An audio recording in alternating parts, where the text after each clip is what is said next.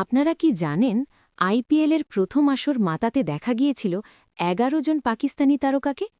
২০০৮ সালে রাজস্থান রয়্যালসের হয়ে সোহেল তানভীর ২২ উইকেট নিয়ে জিতেছিলেন প্রথম পার্পল ক্যাপ, আর সেই দলে তার সঙ্গী ছিলেন কামরান আকমল এবং কিংবদন্তি ইউনেস খান। কেকেআরের হয়ে রাওয়ালপিন্ডি এক্সপ্রেস শোয়েব আখতার প্রথম ম্যাচেই ৪ উইকেট নিয়ে কাঁপিয়ে দিয়েছিলেন দিল্লিকে। সেই দলে আরও ছিলেন মোহাম্মদ হাফিজ, উমার গুল এবং সলমান বাট। ডেকান চার্জার্সে সেবার খেলতেন মারকুটের শহীদ আফ্রিদি, আর দিল্লির জার্সি গায়ে চড়িয়েছিলেন স্পিডস্টার মোহাম্মদ আসিফ ও শোয়েব মালেক। এমনকি বর্তমান সময়ের অন্যতম সেরা ফিনিশার মিসবাউল হক খেলেছিলেন আরসিবির হয়ে। কিন্তু ২০০৯ সাল থেকে সব বদলে যায়। তবে ব্রিটিশ পাসপোর্ট থাকায় ২০১২ সালেও আইপিএল খেলেছিলেন আজহার মেহমুদ।